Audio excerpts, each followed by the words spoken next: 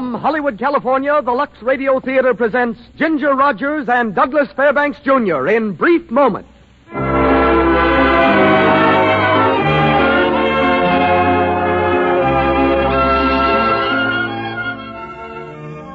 Lux presents Hollywood.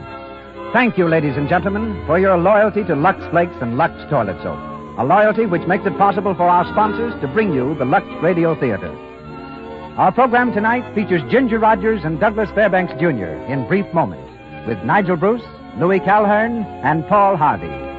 We're also host to Jimmy Starr, noted Hollywood columnist. Louis Silvers directs our music. And now, our program opens with word from our producer, that celebrated personality. Ladies and gentlemen, Mr. Cecil B. DeMille.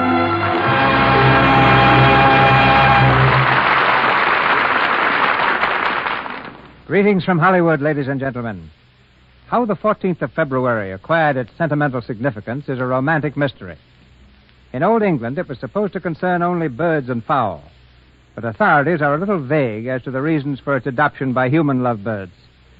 And how Valentine became the patron saint of sweethearts remains one of the world's prettier mysteries. According to The Connoisseur, a series of essays published in 1754, the Feast of St. Valentine was observed more strenuously in the 18th century than it is today. In a letter written by one lovesick lass of that time, we find a love charm, which some of our listeners might like to try. I got 5 bay leaves, wrote the maiden, and pinned them to my pillow. Then, if I dreamed of my sweetheart, Betty said we should be married before the year was out. But to make it more sure, she adds, I boiled an egg hard and took out the yolk and filled it with salt. And when I went to bed, I ate it, shell and all, without speaking or drinking after it. I certainly hope that the girl got the boy. She earned him. And I trust our observance of St. Valentine's Day will prove more enjoyable. The presentation of Ginger Rogers and Douglas Fairbanks, Jr. in the romantic play, Brief Moment. Down the street from our theater is the RKO studio, which claims the services of both Miss Rogers and Mr. Fairbanks, whom you'll soon see together in the picture Having Wonderful Time. Ginger at the moment is making Vivacious Lady, and after that starts dancing with Fred Astaire in a new musical. Doug has just finished co-starring with Irene Dunn in Joy of Living, and shortly he and Cary Grant begin Gunga Din. Tonight, he's Roderick Dean, and Miss Rogers is Abby in S.N. Berman's notable success of stage and screen. Brief Moment also brings us Louis Calhern as Cass Worthing and Paul Harvey as Manny Walsh, both from the original New York cast, while Nigel Bruce, long familiar as a figure on the stage and screen in this country and England, is heard as Seagrift. The footlights flash on. Louis Silver's baton is raised as the curtain rises on the Lux Radio Theater presentation of Ginger Rogers and Douglas Fairbanks, Jr. in Brief Moment.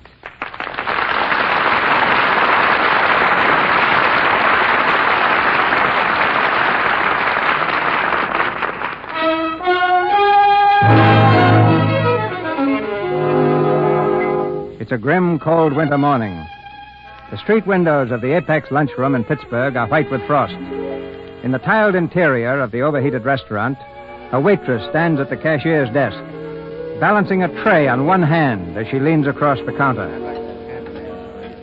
Anything yet, Mabel? Huh? Did a telegram come for me? Say, what is this? You expecting good news or something? Well, I'm expecting something. Hey, sister, what about those eggs over easy? All right. Give me a chance. Well, snap it up. Let me know if something comes, will you, Mabel? Okay, I'll let you know. Shake it up, Chef. Oatmeal number 3. Hey, Gertie. What, Abby? There's a guy in there who wants 2 eggs over easy. If you can deliver, you might get that nickel tip. Oh, deliver yourself. I got my own troubles. Say, what's the matter with you anyway? You've been moping around here all week with a face a mile long. No, I'm fed up with this place. I'm fed up with the grease, and I'm fed up with the people who eat it. I've got a cold in the head, and I feel rotten. And I'm going to get out of here before I brain somebody with a platter. 2 eggs over easy. 2 eggs. You mean you're going to quit, Abby? I hope so. Oh, you're crazy. Where are you going? I'm going to New York. I'm waiting for a wire now from Manny Walsh. Manny Walsh? The guy that used to drive a hack around here? Well, he don't drive a hack anymore. He's a big shot there. He owns a nightclub. I suppose that makes you a chorus girl in the floor show. And what's so funny about that? Huh? You mean it? Sure, I wrote him a week ago. He's a friend of my pop's. He'll do something for me. Yeah? Yeah. 2 eggs, over easy. Here, watch that platter. It's hot. Okay. Meanwhile, I'm still hustling beans.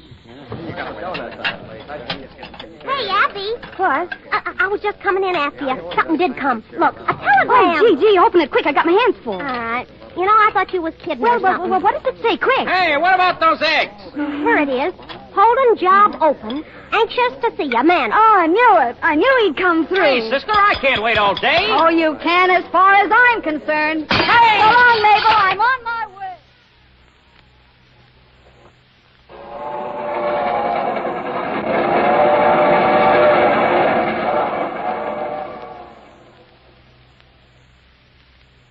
Okay, Miss Fane, it's that door over there. You can go right in. He's expecting you. Thanks. Hello, Manny. Abby. Gee, Abby, it's swell to see you. Come in. Thanks. I've been waiting for you. Let me look at you. Say, you look all right. Sit down. Well, just get in? Yeah. I just came over from the station. Well, I won't take up any more of your time, Manny. Oh, yeah. Abby, this is Cass Worthing. This is Abby Fane, Cass, daughter of an old friend of mine. How do you do? How are you? Your first visit to New York? Yeah, well, I was here when I was a kid. I don't remember much about it, though. Well, anything I can do for you. Oh, thanks. Goodbye, Miss Fane. So long, Manny. Yeah. Who is he? Society guy. Polo player mostly, but he thinks he's pretty hot at stud poker, too. He was just in paying off. Oh. Gee, it's a nice place you got here, Manny. Nothing to what I'm going to have. I'm going up and up, Abby, all the way. So you want a job, huh? Yeah. I can sing a little and I can dance.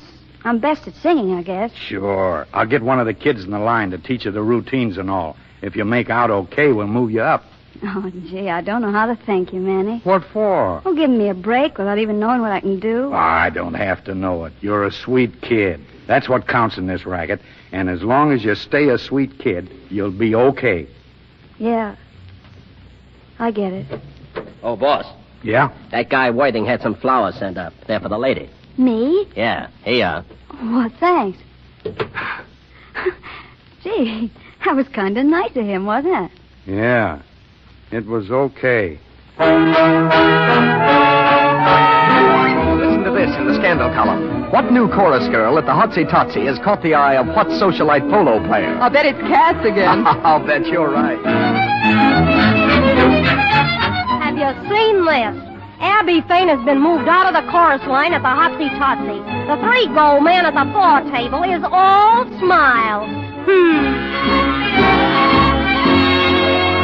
The way you wear your hat, the way you sip your tea, the memory of all that. Well, there she is, Rod. Did I brag out of turn? Oh, decidedly not, Cass. Pure understatement, if anything. She's beautiful. What do you think of her, Sig? Sig! Wake him up, will you, Cass? Say, Sig. What do you think of her? At the moment, I was not thinking of her at all. I hope you don't mind. No, go back to sleep. Thank you, Rod. Sig's an intellectual, Cass. A fat, lazy intellectual. Not fat, please. Stout.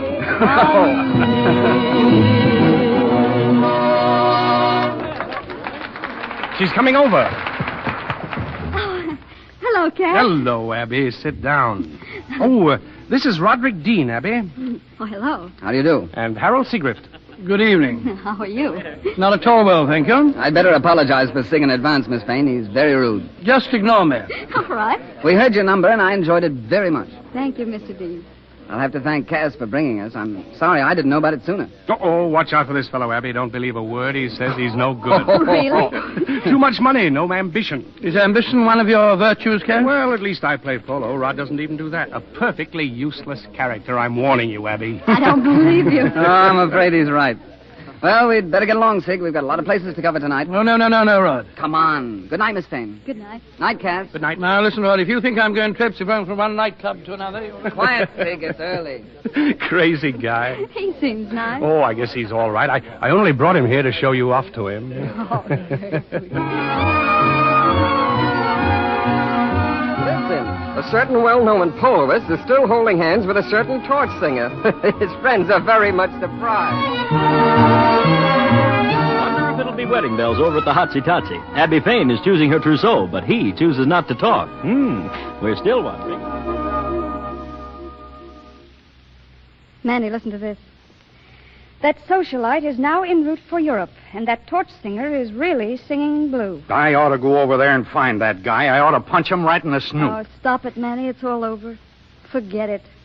Will you, Abby? I'll get over it. You can get over anything in time. You were pretty daffy about that bird, weren't you? I guess so. Abby, I wish I could do something. Oh, you've done everything, Manny.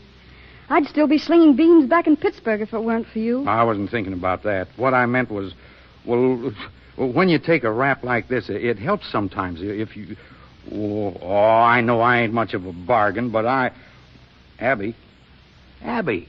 What? What, Manny? Oh, I'm sorry. What was it you said? Nothing. Try and snap out of it. Oh, I'll be all right.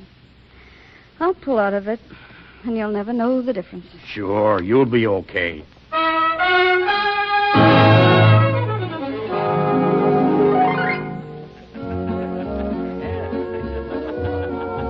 Nice night, boss. We ain't got a table left. Yeah. Oh, see Abby? In a dressing room, I guess. Oh. Oh, hello, Manny. Hello. What's on your mind? Nothing much. There, I see that guy's here again. Who? Oh, what's his name? Roderick Dean. Oh, Rod. I thought... Oh, yes, Rod said he was coming tonight. Got a friend with him. Fat guy. Well, that's Sig, I guess. And that Dean guy's been showing up pretty regular the last couple of months. Well, that makes him one of your best customers. Not if he's like his pal, it don't. I don't want to see you get burned again, Abby. Oh, don't worry. Rod's all right. Uh-huh. Well, he looks okay.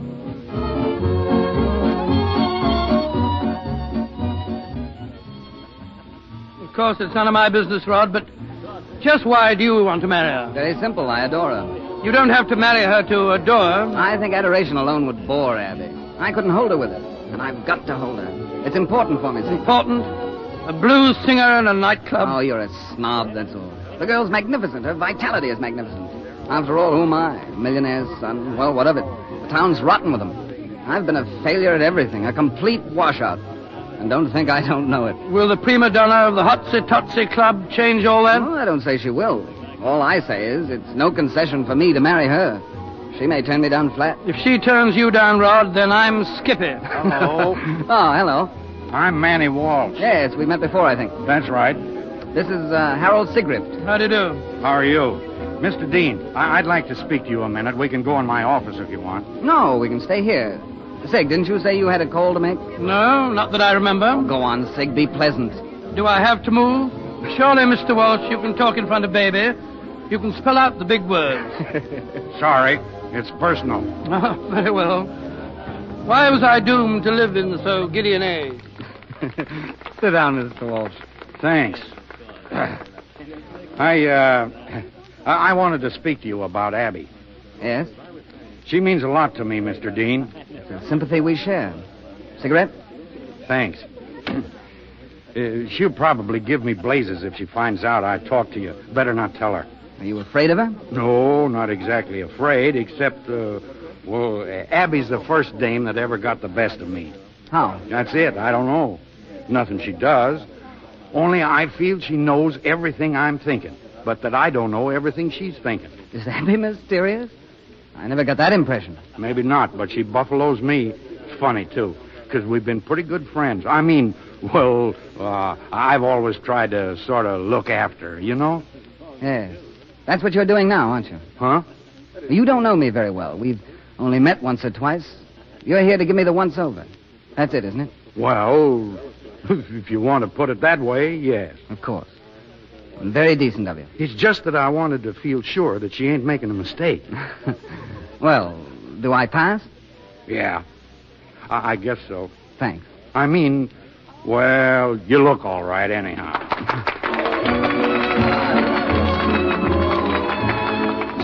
She's coming out for her number. I better beat it. Will you be seeing her later? I imagine so. She was coming up to my place. Well, don't say anything about me speaking to you. I won't. Cuddle up and don't be blue.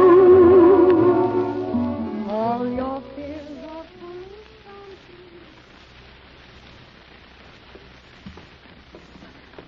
All right.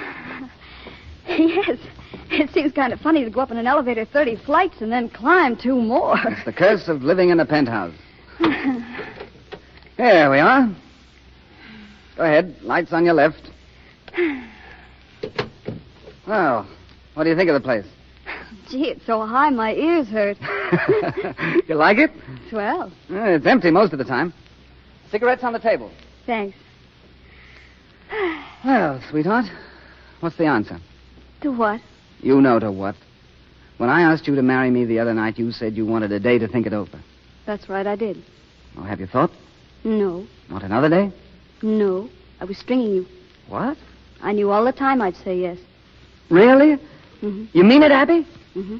Come here. Oh, I can't tell you what it was like waiting. The delay was just technique. Oh, By the way, what did Manny want? Huh? Well, I saw him speaking to you at the club. Oh, well, we just dropped in for a chat. Now, Manny's no chatter. What did he have to say? Well, his mission was very generous, really. He wanted to give me the once-over. Really? Do you think you got by? Well, I think I passed. But I have a feeling he'll want to speak to me again. In fact, I'm practically certain. Almost as certain as the feeling I have about you. You know, sometimes I feel you're kidding. The way you talk. Oh, not to me alone, but in general. Well, that's a defense. I have to kid about things. Why? Because I'm not sure of them. Or of myself. I don't get you, Rod. You're young, you're rich, you're attractive.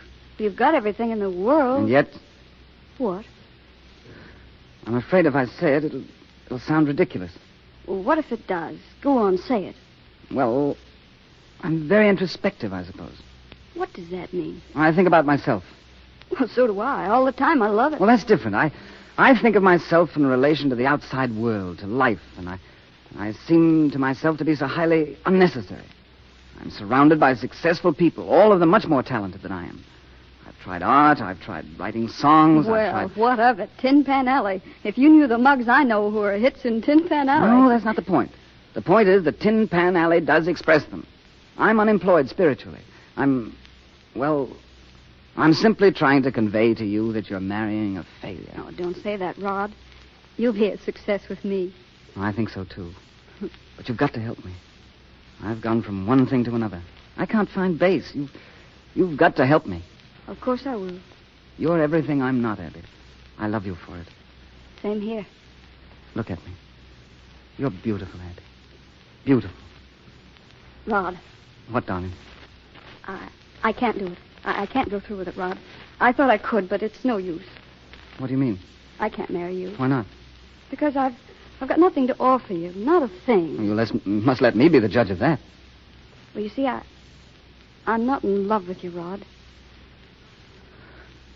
I see. Well, you're fond of me, aren't you? Yes. You're too good to be true. I'll take that for a start. No. It's more than that. It's that I don't want to fall in love again. As far as that sort of thing is concerned, I'm willing to call it a day. Is it Cass Worthing? Yes.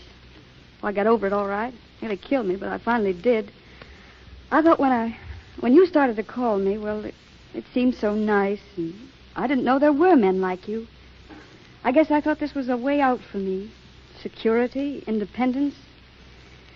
That's what I thought. That's the lowdown, Rod. But you're too nice for that. You can do better than that. I advise you to pass it up, Rod. Do you? Yes, Rod. But Worthing, is it over? Yes. Really over? Are you sure?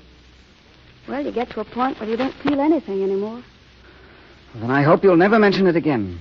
I don't see how I could expect you to organize your past as a kind of prelude to my appearance, a kind of prolonged entrance music.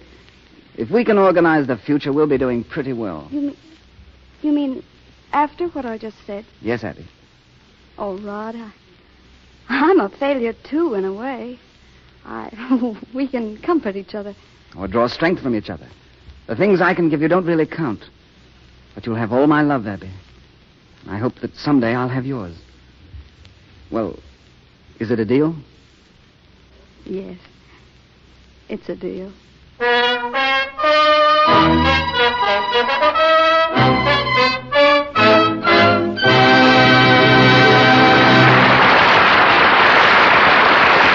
ends Act One, Brief Moments, starring Ginger Rogers and Douglas Fairbanks, Jr. During the short intermission, with the assistance of two ladies from our audience here in the Lux Radio Theater, we're going to play a game. It's fun for everybody, so we invite our radio audience to join us. I'm going to mention two words, each of which has more than one meaning. How many meanings can you think of for each of these words? We'll start with the young lady in the blue dress. Your name, please. Helen Murphy. Occupation? Stenographer. Address? 412 North Camarillo Street, Hollywood.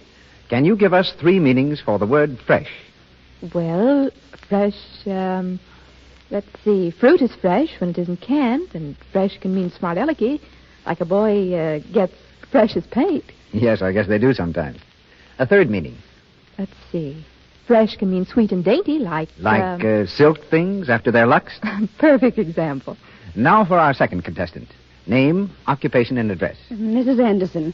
I'm a housewife, and I live in Laurel Canyon, Hollywood. The word is fade, F-A-D-E. Can you give us three meanings for the word fade? Fade. Let's see. Well, sound can fade away, and fade is a term you use in football, like fade back for a pass. Did you say your occupation was housewife? Well, can you give us a third meaning for fade? Why, yes, colors may fade, too. But I find that if they're safe in water, they're safe in Lux. You're a housewife, all right, and a clever one. One of the many reasons so many women stick to Lux Flakes is that they don't fade colors. This is especially important in the case of underthings, because, of course, fastidious women wash these after each wearing. Lux not only freshens them, leaves them absolutely dainty, but also leaves the color and the fabric new-looking. So always wash underthings with Lux Flakes. And now, back to Mr. DeMille. Brief Moment, starring Ginger Rogers and Douglas Fairbanks, Jr., with Nigel Bruce, Louis Calhern, and Paul Harvey.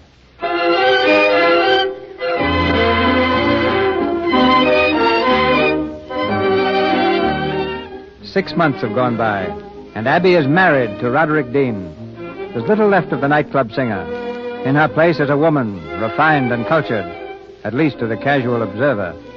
In a fashionable shop on Fifth Avenue, she sits at a long counter, placing an order for gloves.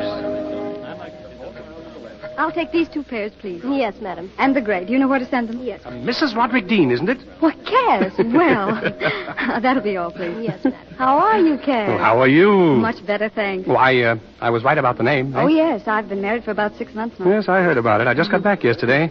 Well, you're looking well, Abby. Thank you. Funny my running into you. I was going to give you a ring tonight. Were you? Well, you saved yourself a nickel. Could we have some tea? Oh, I'm afraid not, Cass. Oh, dinner, perhaps? No, it's impossible. We're having friends. Oh. Oh, not that you aren't. Thanks. Well, I've got to run. Oh, wait a minute. When am I going to see you? Well, we're having a party a week from Thursday. Well, not before then. Well, of course. Give me a ring, Cass. All right, I will.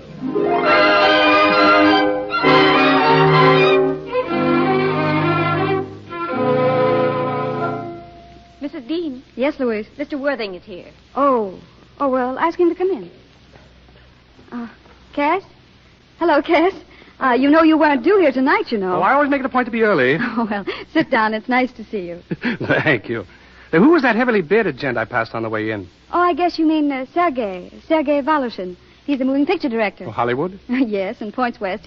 He's Russian. Yes, I gathered that. What was he doing, tempting you with offers? Oh, hardly. I met him at a party a few weeks ago. He's very interesting. I asked him to drop up for tea and... This is like a relay race. Lucky for you, you're married to a nut like Roderick Dean. I beg your pardon. Russian movie directors. No sane man would stand for it. Anything else, Cass? Yes? Why didn't you show up yesterday? I told you I couldn't. But you didn't say why. Have you forgotten the name is Dean now, Mr. Worthing? I think I know what's the matter with you, Abby. You've gone lady on me. You were much more amusing in the old days. I don't believe that. In the old days, as you so fondly call them, you took me very casually. Now I must say you're a little more attentive. Contradictory, isn't it? Abby, you're bitter. No, I don't think I am. You can't forgive me, but I'll make you. And when you have, you'll forget that you ever resented me. Now you're getting complicated. That's not your style. Abby, you know I mean more to you than anybody. Really? Husband or no husband. Why? Because you know what we were to each other. I hardly remember. I don't believe you. It's another life, Cass, dear. It's the same life, Abby. You're my kind. You're more like me than anybody. No, Cass. I used to think I was like you. I used to try to be like you. I'm changed now. What changed you? You, partly. Roderick Dean, mostly. You see, I'm trying to be like him now. And you've forgotten me. Completely. You're a liar, Abby. Mr. Worthing? I know, and you know, it's just the same as it always was. No, Cass, believe me, it isn't. Oh, it isn't, eh? Well, I'll show you. Cass, behave yourself. Abby! Behave, do you hear? Let me go. Let me. Cass, will you please? Hello. Taking wrestling lessons? Oh, hello, Sig. Come in. Oh, thanks. Do you see, Cass, how absurd it is to try to make love to me here? Completely impractical. Oh, hello, Cass. Hello. Oh, did Rod come with you, Sig? Yes, he... Hello, Abby. Hello, darling. Come here. We have a visitor. Oh, Cass. Oh, how are you? Excuse me, will you? I was just leaving. Well, what's the matter with him? Is this what is known as a situation, Sig? Well, it was in pre-war days. He looked a bit upset, didn't he? Too bad. Cass Worthing's one fellow I always envied for his self-sufficiency. Occasionally he requires cooperation. Does he? I'd better explain the meaning of that innuendo, Rod. You see, when Sig came in the room, he saw Worthing kissing me. But he did it without encouragement. It was not cooperative. It's always better to hear these things from your wife and from your best friends. I started to say I envy Worthing. And I envied him even without knowing that Abby kissed him. No, he kissed Abby. Thank you, Sig. Well, what country started the Great War? Oh, stop chattering, Sig. I envy him because he doesn't worry about anything. Isn't troubled by anything. Never thinks about anything but his own pleasure. I wish I were more like him. I'm glad you're not. Are you? Oh, what time is it? 6:30. Oh, my goodness, I've got to be thinking about getting dressed. Yes, I have too, I suppose. What time do we dine? 8 o'clock. How delightfully European. Well, goodbye until then. So long, Sig. Come here, Rod. Is there anything wrong? Not a thing. Why? Now, don't tell Abby. You haven't even kissed me yet. Sorry.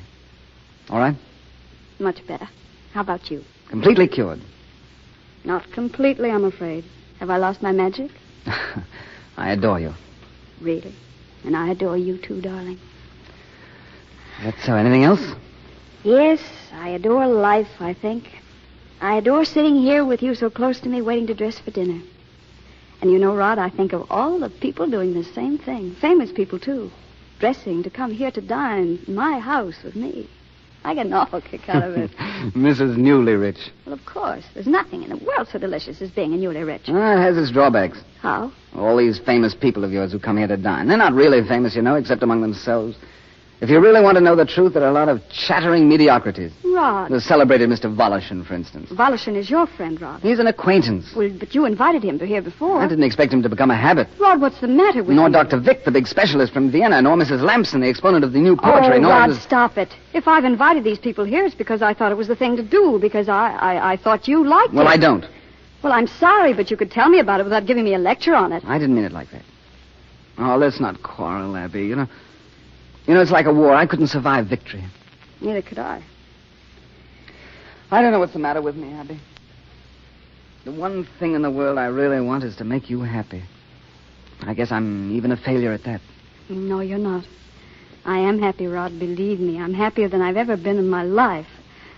Oh, darling, I love you. And I love you, Abby. And is it all right now? Really? Positively. And you won't be jealous anymore? Jealous? Well, that's what this is all about. Oh, I know. But what I told you is true. Worthing kissed me. Do you believe that, Rod? I told you, Abby. I love you.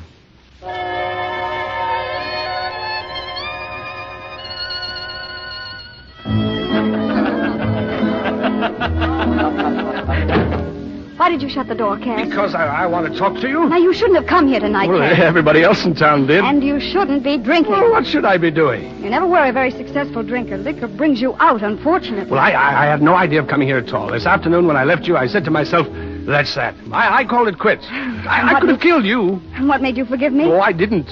What happened? Oh, I went round to the club and had a fast workout in the shower. I thought that'd fix me up. Oh, Cass, do you mean to tell me that I survived a fast workout? You did? Oh, I'm flattered. Go on. Oh, Abby, why don't you chuck this pose and be yourself?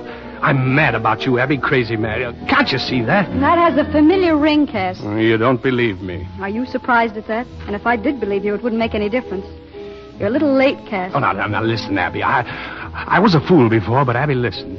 Give me another chance. I'll make it up to you. But I don't want you to make it up to me. Can't you understand that, Cass? Now, come on, let's go down and dance. Wait, you can't turn me down like this. I'm sorry. Well, when will I see you? I don't know. Will you have lunch with me tomorrow? Well, call me. What about late tonight? It's very difficult. Well, you can do it if you want to. How? For an hour. Well, what's the harm in my taking you out for a little drive in the park? All right, perhaps. No. Promise. All right, Cass. Well, is it a date? Yes, now, for pity's sakes, let's go down there and dance. All right. Hello. Oh, hello, Manny. Oh, how are you, Manny? Excuse me, will you? You having a good time, Manny? Okay. It's crowded like the Hotsy Totsy on Saturday night.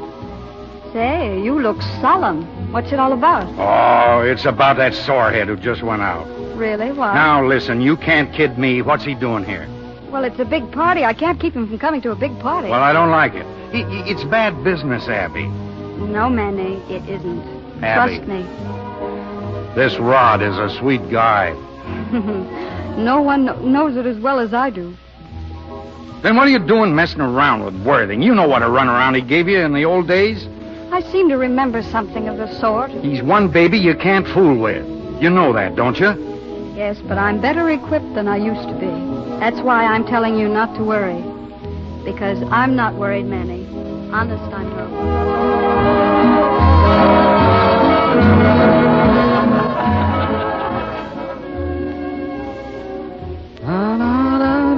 Enjoying our little party, Sig? Hardly. I don't believe you are, either. I'm not. I noticed it. You spent most of your time downstairs glaring in the general direction of the handsome polo player. Was it that noticeable? Only to me. You're jealous, aren't you? I can't say that I blame you. It's strange, though. I have flares of rage, flares of indignation, but they don't last. I can't keep it up. Isn't it awful? Would you like to assassinate Worthing? Only momentarily. How does one sustain a high of moments of it when I lose sight of the triviality of this little intrigue, a brief moment of petulance against the whole background of life?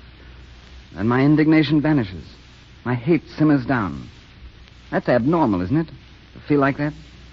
What's the matter with me? What can I do? You can't do anything. You've either got too much sense to be annoyed or too little. Come on, Worthing. Oh, what for? You'll see. Will you gentlemen excuse us? Certainly.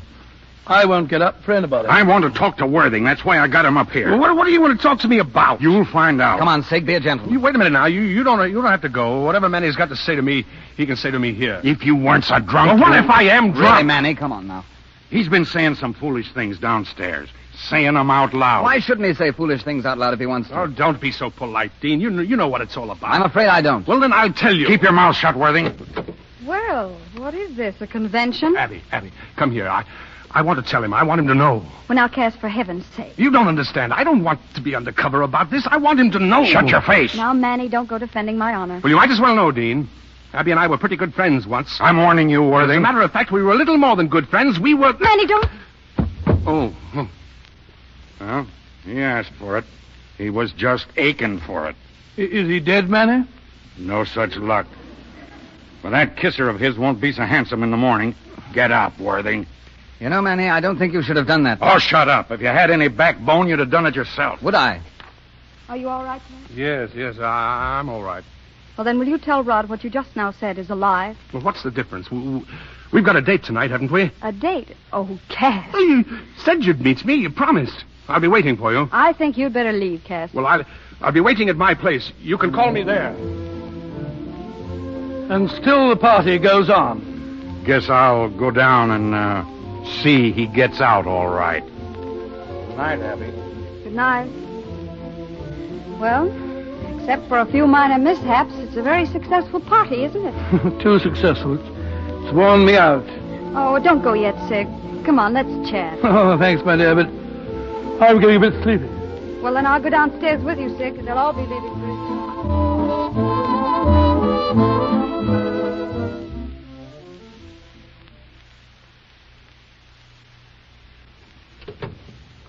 Well, it's all over, thank heaven.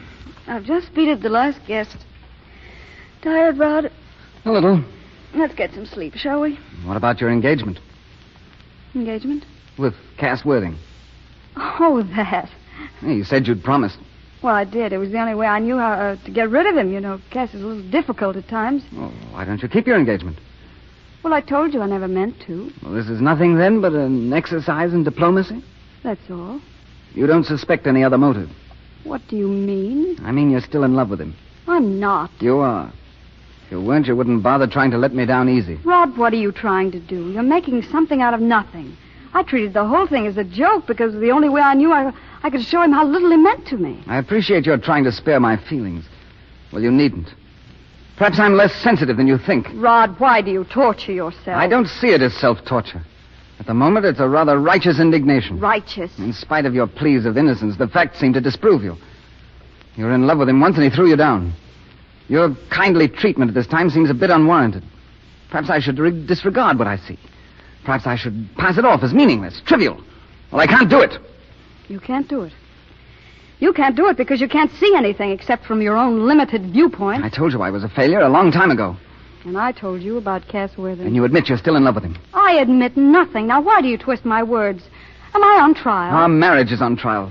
Everything we were to be to each other is on trial. I remember hoping that you'd give me your love. You mean I haven't? I mean you haven't. Do you believe that? Do you really believe that? I do. All right, then. What have you done to deserve it? Just what have you done to deserve it? It takes faith to earn love, and you've no more faith in me than you have in yourself. You take everything out in talk. If you had any backbone, when Cass said what he did, you laid him out yourself. Well, you see, I'm cold. I'm heartless. I'm not the emotional type like Manny or yourself. I don't lay people out. I don't think it solves any problems. Oh, I'm sick and tired of hearing about your problems. What are you, anyway? What do you stand for? It's like living with a hypochondriac telling you about his ailments all the time. The truth is, you're ineffectual, and you take it out on me because I'm not. Of course I'm ineffectual. I'm lacking in all the combative instincts. I told you that from the first. But Cass Worthing meets your requirements, doesn't he? Why don't you go to him? Rod, if you say that again, I will. Go on, why don't you? He's waiting. Do you mean that? I never meant anything so much in my life. You'll let me go? I urge you. Very well. I will. And that will be that. We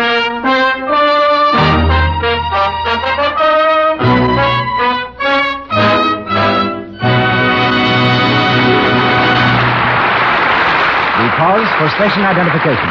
This is the Columbia Broadcasting System.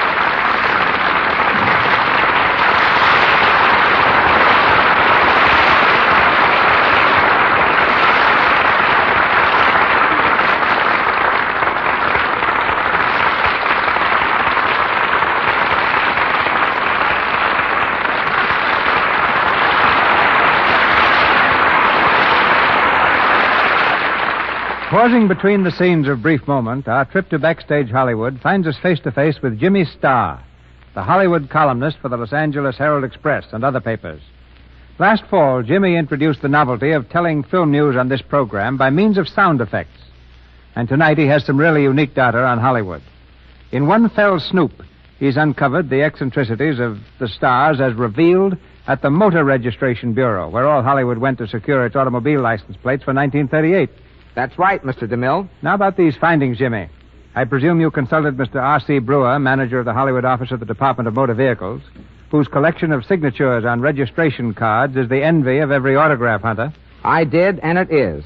After looking at the card signed by Joan Crawford, I learned she wanted to have the letter C on her license plates surrounded by sevens.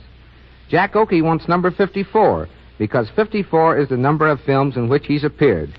Cary Grant wants his street address on his license plate, so that it reads backwards or from left to right. Possibly so he can send the car home by itself. Car owners frequently return plates for exchange if they find the numbers add up to 13. On the other hand, there's Lily Pons, who really wants 13. And George Burns wanted a number under 3 for Gracie Allen. So she wouldn't strain our memory, eh? Tell me, have you any new news sound effects for us? Yes, I have. See if you can figure this one out.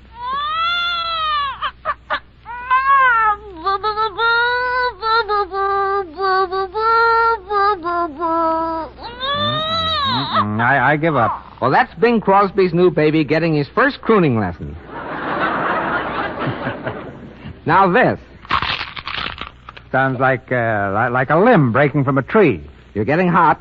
It's really Charlie McCarthy taking a wrestling lesson. See if you can interpret this one.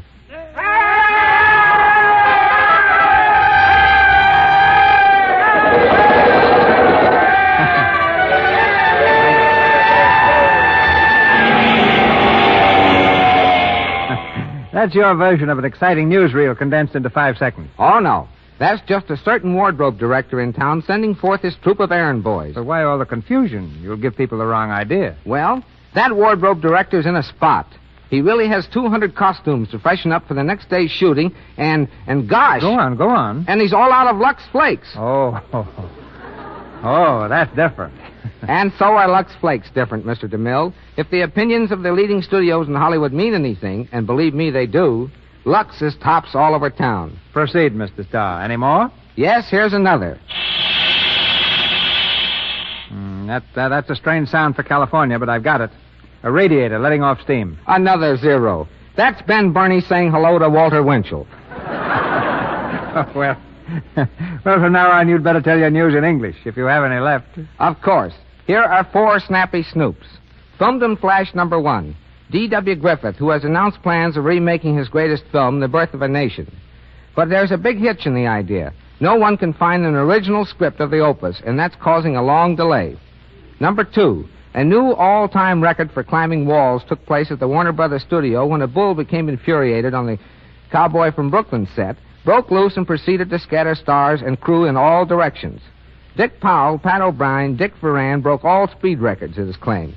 Director Lloyd Bacon's flaming shirt was the cause of the bull's sudden outburst.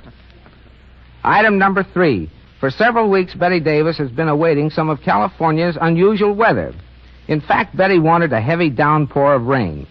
The small cloudburst arrived last Friday. Betty called the moving vans, moved into her new home at the height of the rainstorm. Sounds a bit peculiar, but Betty believes that the rain brings her luck. She got her first stage engagement, her first break at Universal, and met her husband, Harmon O. Nelson, each during a rainstorm. News note number 4. Shirley Temple's new musical, Little Miss Broadway, was delayed this morning while the tiny star, with tears streaming down her cheeks, conducted a burial service over 6 of her pet bunny rabbits, drowned in a rainstorm last night. But true to the tradition of the theater, the show must go on. Shirley dried her tears and with a heavy heart returned to work this afternoon. As a climax, I'd like to tell one last item about the auto licenses. A certain star, I'd rather not mention his name, returned his plates, stating that he couldn't use them on his car. When questioned, he stated that he believed in astrology and that the numbers on his plates didn't vibrate properly. He was asked what kind of a car he drove, and he replied that it was a 1929 model of a popular make. That ought to vibrate enough for you, replied the attendant. And I think I've vibrated enough myself. So long, Mr. DeMille. All right. We've other stars to hear tonight, so thank you, Jimmy. Back to our play, Brief Moment, with Ginger Rogers, Douglas Fairbanks, Jr., and our all-star cast.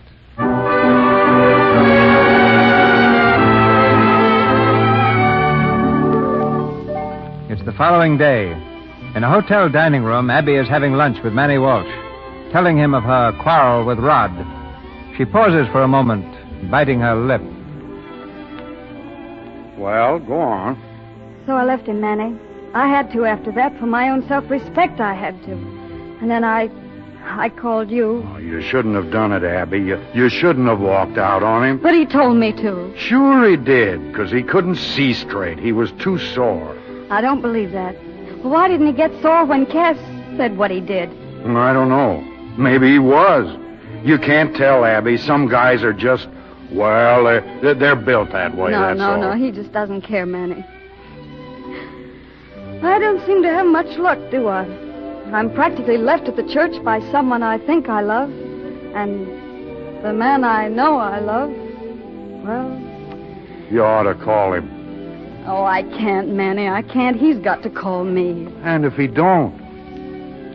I don't know, Manny. I don't know.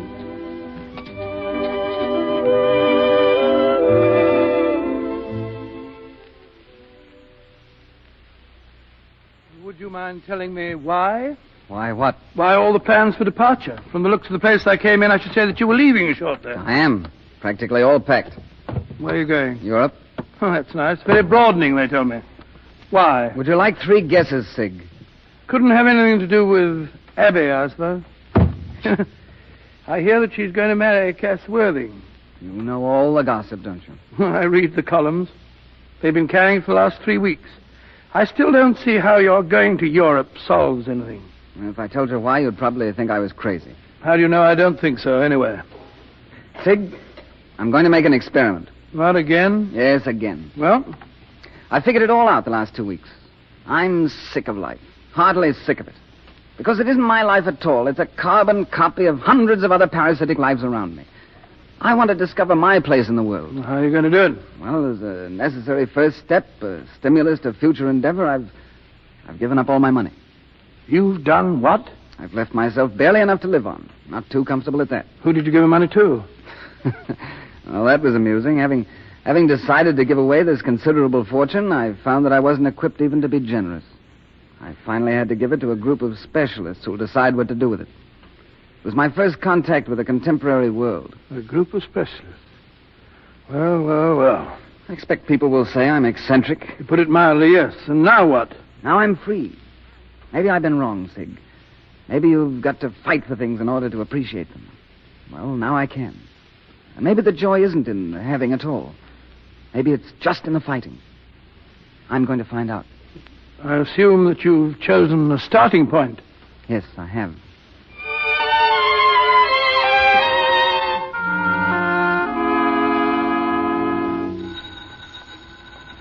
Just a minute. Hello, Worthing. Well, Dean, what do you want here? Worthing, a few weeks ago you said something I didn't like. I want you to tell me now it was a lie. Do you? Well, I'm afraid I can't. Then I'm sorry for you. Oh.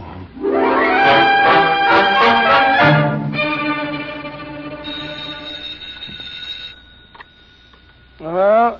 Hello, Sig. Yeah? This is Abby. Oh, hello. Have you seen the papers, Sig? Yes? Did he really do it? Did Rob really do it? Oh, yes. Oh, I can hardly believe it. It doesn't sound like him at all. Oh, he's changed. You wouldn't know him. Who is it? Shh. Who is it? Reporters. Hello? Oh, Sig, I want to see you. What for? Oh, I don't know. I just want to talk to you. When? Anytime. Maybe tonight at dinner. Very well. At 7, the Plaza Circle. Very well. Goodbye. Bye. Who was that? I told you, reporters. They've been trying to get you at your place, so no answer, so they called here. They wanted your picture. You should have given it to them. Do you mean to tell me that you're proud of your ruffian tactics? I guess I am a little. If any bird ever deserved it, he was it. Rod. What? You have become a muscle man. You ought to have someone to look after you now. Thanks. No telling what a little success in that line can do to a person. I'll look after myself for a while. When are you sailing? 9 o'clock. You're absolutely set on it? Yes. What about dinner tonight? A sort of farewell party, just you and I. If you want.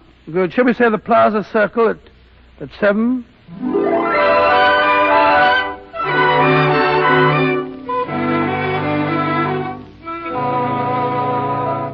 This way, monsieur. A table for 3, you said? That's right, Pierre. 3? Sig, what's the idea? Oh, here we all are. Good evening, Abby. Oh, Sig, why did you do it? If you'll excuse me, my children, I've got a very important telephone to make. Can I leave you alone for a minute?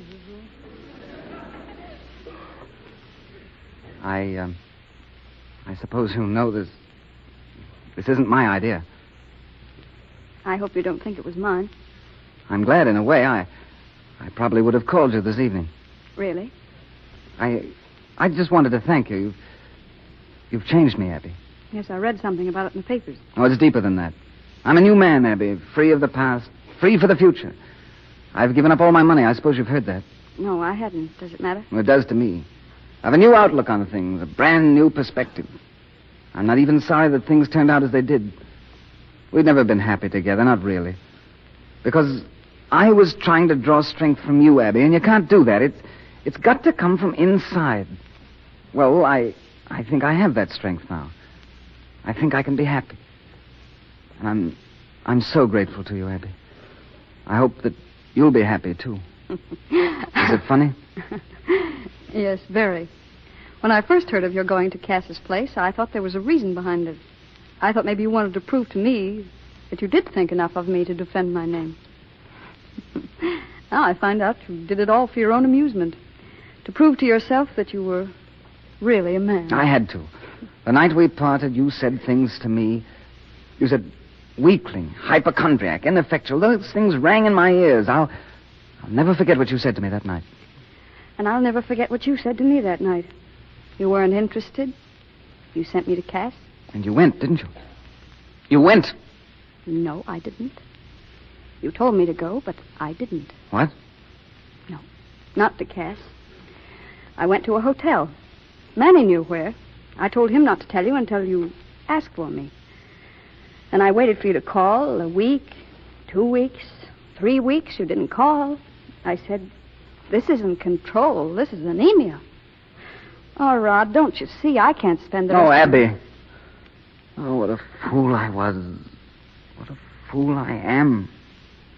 What a jealous, overbearing fool. Oh, forgive me, Abby. You say you've changed. All right, then. Do you have faith in me now?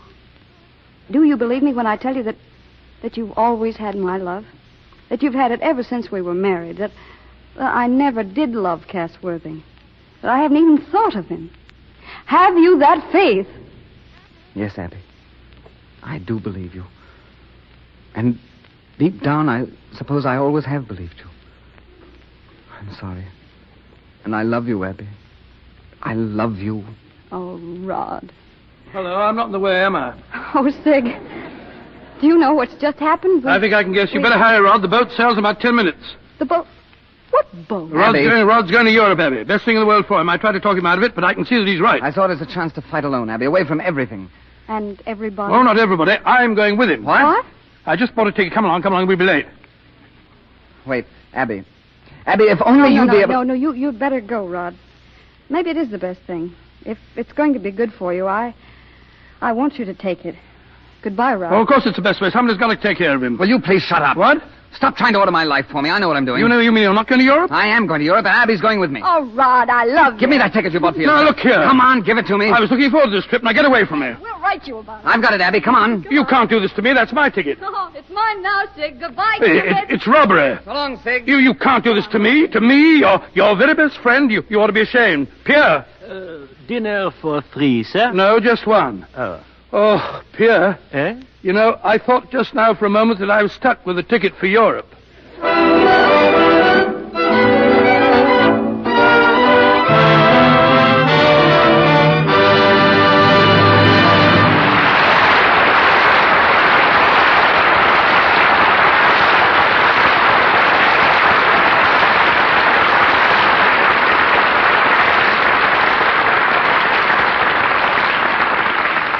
Our brief moment is gone. Melville Ruick has something to say on behalf of our sponsors, and then Ginger Rogers and Douglas Fairbanks, Jr. will take a curtain call. Mr. Ruick. Here it is, a fact that may amaze even those who are experts on the subject, the housewives of our audience. It is estimated that the average woman who keeps house for her family spends 546 hours a year washing dishes. That's nearly 23 entire days of 24 hours each, or more than 3 solid weeks without a second off duty. Imagine what all those hours can do to your hands if you slip into the mistake of doing dishes with ordinary harsh soaps. You wouldn't wash your hands with a laundry soap, yet that takes but a minute, while your hands are in the dishpan for hours. Why not guard their beauty while you're doing the dishes? Simply use Lux Flakes. Lux doesn't dry out the oils of the skin, doesn't leave your hands with that rough, sandpapery feeling, that red dishpan look. It keeps them white and lovely. It's inexpensive, too. Buy the economical big box. For beauty's sake, always wash your dishes with Lux Flakes. Now, Mr. DeMille. And now the pair who made a very happy hour of a brief moment. Miss Rogers and Mr. Fairbanks.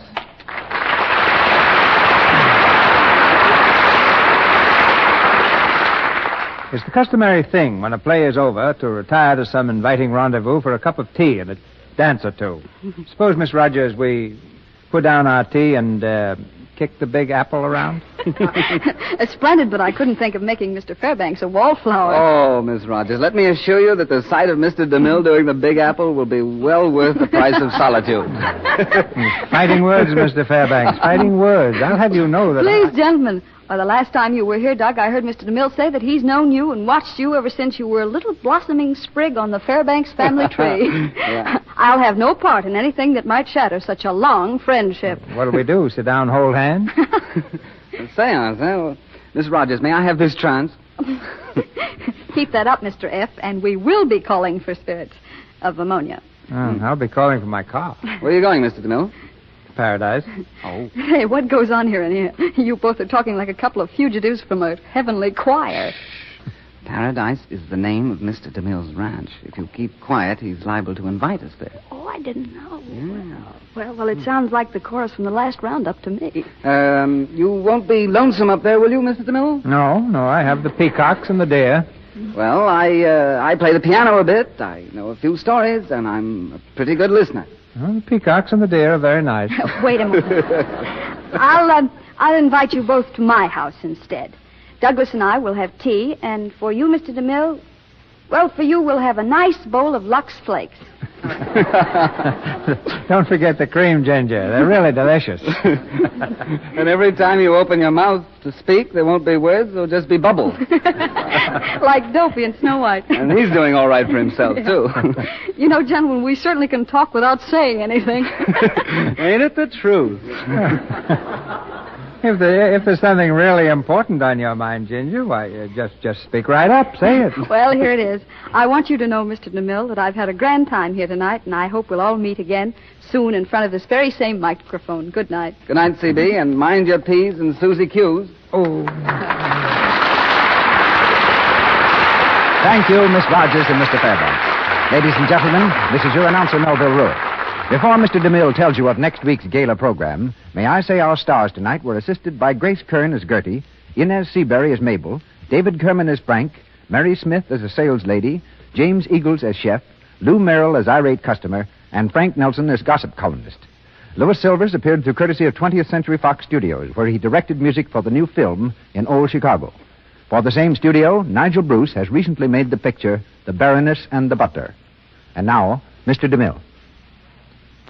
Those who enjoy a simple yet finely woven drama of honest sentiment will welcome the Lux Radio Theater adaptation next Monday night of one of the most touching love stories ever told, Romance, by Edward Sheldon.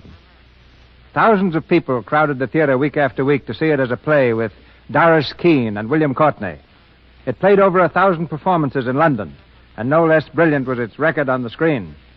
We celebrate its presentation on the radio by bringing you two of your favorite performers, two of Hollywood's most famous stars, Miss Madeleine Carroll and Mr. Herbert Marshall. Our sponsors, the makers of Lux Flakes, join me in inviting you to be with us again next Monday night when the Lux Radio Theater presents Herbert Marshall and Madeleine Carroll in Romance. This is Cecil B. DeMille saying good night to you from Hollywood. This is the Columbia Broadcasting System.